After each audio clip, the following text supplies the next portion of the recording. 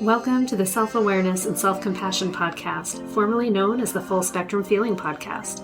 I'm your host, Blaise Schwaller, life coach, mom, and former tattoo artist. I help people heal their past, speak their truth, and love the lives that they're living now. Join me here every week for conversations on how to live an imperfect but fully engaged life that embraces all the feels so that you can stretch into your best life while enjoying the you that's here right now.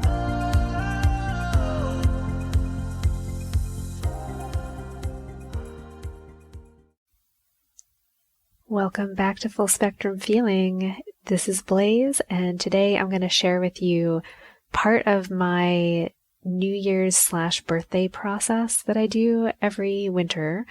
So my birthday's late in the year in November, and I find that from November through January is this time of processing the prior year's experiences, planning for what I want to have happen in the coming 12 months, and deciding what is the overall experience that I want to have. Because I found that setting a resolution smacks a lot of just punishing myself. Like, I'm going to resolve to be a different person. And I actually don't ever want to resolve to do anything. I would like to commit to or decide to do something. But also, I love focusing more on the experience that I want to have while becoming someone who does something different. So what are the things that I would like to have? What do I think that I want that to feel like? Because you could get something and not have it feel good. So usually I want to focus on what is it like to become the person that I want and feel amazing while doing it? And what would I like to leave behind? Is there anything that I need to give up or stop doing in order to let in this new chapter? So I've been going through all of that, and I wanted to share some of it with you.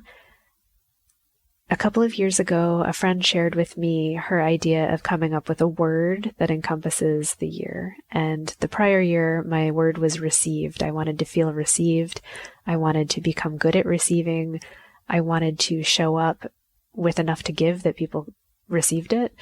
And that really felt good. And I focused on that all year. What would it take to be an excellent receiver? What would it take to be received by people and received well? And that, interestingly, looked a lot like me serving. And I loved it. Where I was like, you have to show up and you have to keep giving in order to be received. Just existing, it's enough. But to truly be accepted for what you are, you have to show up. And that's what I learned in 2021. So going into 2022, I started to go into my little meditation and think about, what do I want 2022 to look like, to feel like? What kind of goals am I wanting to achieve? And what encompasses that? How can I conjure up that feeling or that sentiment every day and step into it? And what showed up in my mind was this picture and the smell of the earth. It was like really fertile soil, the rich kind of loamy, foresty goodness with bugs crawling in it and moss and lots of little things growing and rotting leaves. And I was like, yeah, that feels amazing. I want to be that. And I thought, okay, well, what does that mean? And I had trouble coming up with a word because fertile felt like it, but then I was like, well, I don't really want to have more babies right now, so fertile is not necessarily what I want to embody this year. So let's not use that word. Verdant, very green, very growing, that feels closer to it. Thriving, I think, is what I ended up landing on, but thriving in a very earthy, grounded, toes in the mud kind of way, where I want to feel part of a place. I want to feel part of a system. I want to feel connected to everything. Part of that image and what I felt as I was in it was this intense connection to life and a sense of belonging. Like I belonged there. I was a part of it. I wasn't intruding. This was me as the garden. And I was like, what does it take to be a garden, to have that level of health and vitality and just life and death and cycles, but feeling very secure in my place and like I'm important, that I belong there, So belonging is a part of it as well. And I really enjoyed just existing in that scene. And I've been conjuring it up every morning and throughout my day. Like, what does it mean to create a life where I feel absolutely and utterly connected to everything going on in my world, where I feel important and I feel supported and I feel like I'm vital. I'm a vital part of it, and I'm energized by everything around me, and that contributes to my own vitality. So being a part of like an ecosystem in my own existence. And I've made some decisions about what that might look like or mean for me over this year. So one of them is that I really want to live a long and healthy life. And I'm currently, how old am I? I'm 43. So I'm solidly like in the middle. And my husband and I were walking up and down the road one day, and he's like, "Oh my God, like we're middle-aged, we're old." And I said, "Well, that's interesting, because I'm not thinking middle-aged is old. I don't want it to be that way for me. That doesn't have to be true for me. What do I need to do for that not to be true for me?" So I was like, well, if I break my life into thirds, I'm in the second third solidly right now. So 33 to 66, middle age, and then 66 to 99 is, I guess, old age. And how can I set myself up so that the next segment continues to thrive, continues to be vital, continues to be really connected, so that I'm not suffering? I think so much of the last few years has felt like the world is suffering. People are suffering. I'm suffering, like financially, mentally, emotionally, in our health. And I don't want that. I don't want that for anybody. I definitely don't want it for me if it's within my control. And so I think, okay, how can I really look out for my health and my well-being, and consider that it's a whole? It's not just my body, it's also my mind, it's also my emotions. How do I really nourish all of those pieces so that they can thrive and that they can contribute to everything else? It's exciting, actually, to look at it that way, and to create this kind of wholeness in my life and make that the focus of this year. I've decided to heavily begin the year focusing on physical health, because I've been not even slowly, just consistently working at my relationship with sugar, my relationship with movement in my life, how I'm feeling with inflammation, asthma, all kinds of stuff. How can I make it so those things aren't really an issue anymore and be at like the maximum thriving that I can be? I don't want to have joint pain. I don't want to have muscle pain. I've been through that early in life. It sucks. I don't recommend it. How can I personally mitigate those things for me in the best way that I can do? And I've decided that keeping track of how much I'm moving, how often I'm moving is good. Getting fresh air every day if I can is good. Eating really fresh and healthy fruits and vegetables. And honestly, I've chosen to reduce my meat this year. I don't really want it as much. And to really consider that relationship with sugar. I know I've talked about it a lot because it's really been on my mind, and it's been a big struggle for me. And it's funny because it hasn't always felt like a struggle so much as just this constant companion that I never can quite shake. It's like the relationship that just keeps coming back, and I don't want it anymore. And I decided to frame it this year as a breakup. I'm going to go through a breakup with sugar. And if I can look at it that way, I'm allowing all of the emotions and the rough ride that's going to be. I was like, so I'm going to be upset. I'm going to cry. I'm going to be cranky. I'm probably going to backslide and try to get back together with it. It's going to try to lure me in with its sweetness and tell me that everything's changed, baby. It's going to be okay. And it's not, though, because I know that when I'm with sugar, I'm not as healthy. I don't feel as good. It's not worth it. And I'm thinking back to relationships of the past. I'm like, well, you've dated people and you've had relationships where you felt that way, where you're like, oh, I know they're not good for me. I'm going to move on. And then you do, and then they show up and you're like, well, just this once, and you get back together and it's stupid. And you're like, wow, that really wasn't worth it at all. And yet I still make the same decision every time. Like, why am I doing it?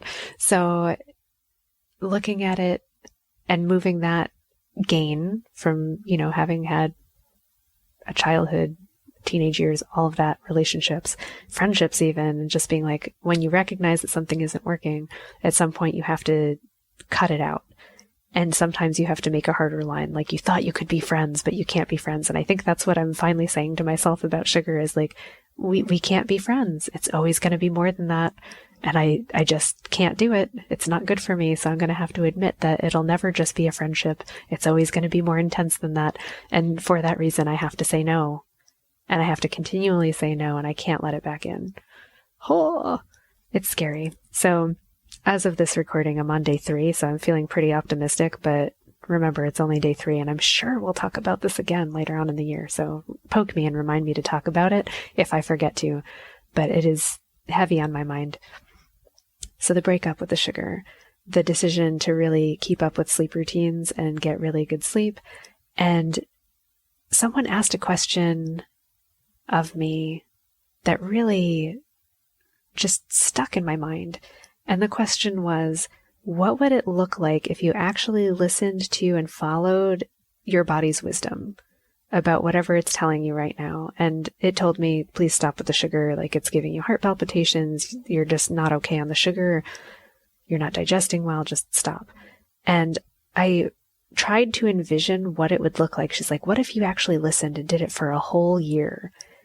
And I couldn't even do it. I was like, a whole year without sugar? I'm like, I can't even actually conceive of a life in which I managed to successfully avoid sugar for an entire year. And I'm not talking like fruits and vegetables or any of that. I'm talking just processed cane sugar and all of the cane sugar substitutes. That's what I want to get rid of. No more. But I couldn't even picture it because I'm like, well, it's in everything. And I was like, oh, I guess a life without it would mean not really eating out.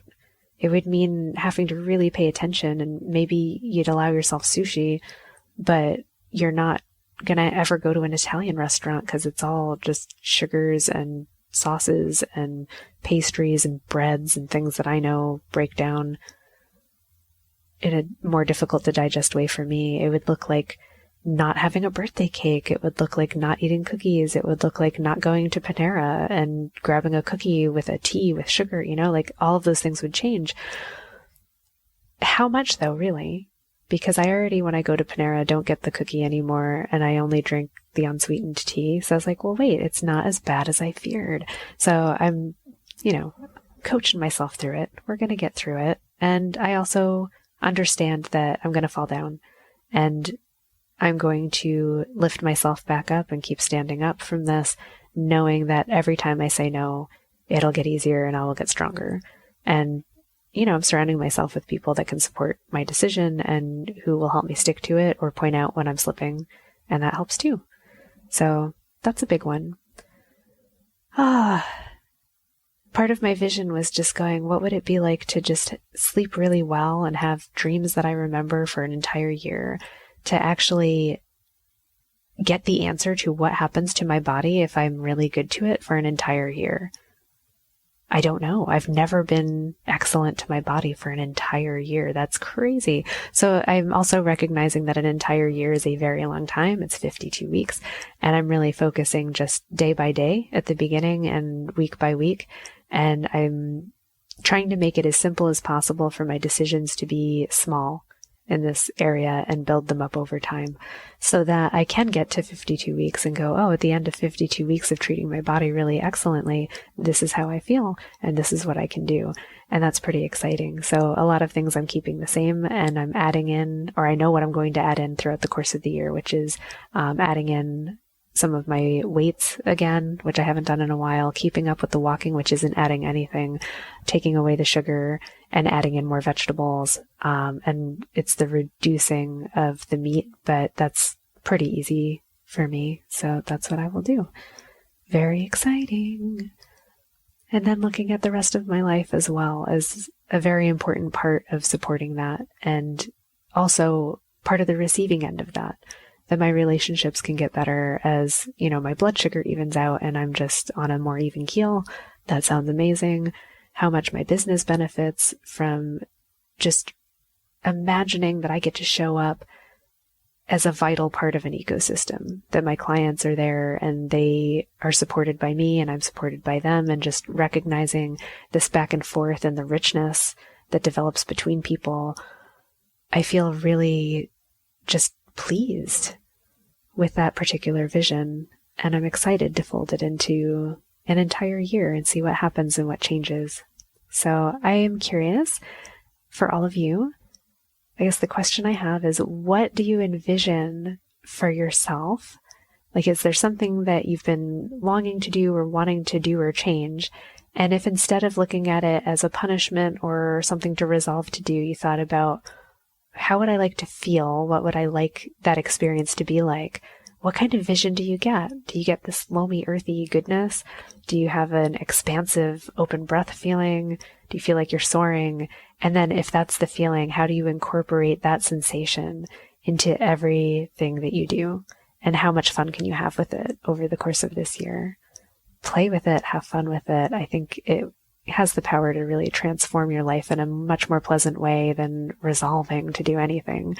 Instead, it's just playing and choosing to experiment, choosing to experience what you want to experience. And that's hugely empowering. Have an excellent week, my friends, and I will see you next time.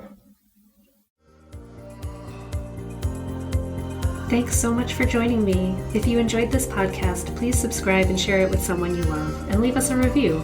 You can learn more and get some self-compassion tips and tricks by visiting coachwithblaze.com, where you can sign up to get my free booklet on overcoming anxiety, overwhelm, exhaustion, and burnout. I'm sending you so much appreciation and love, and I'll see you next time.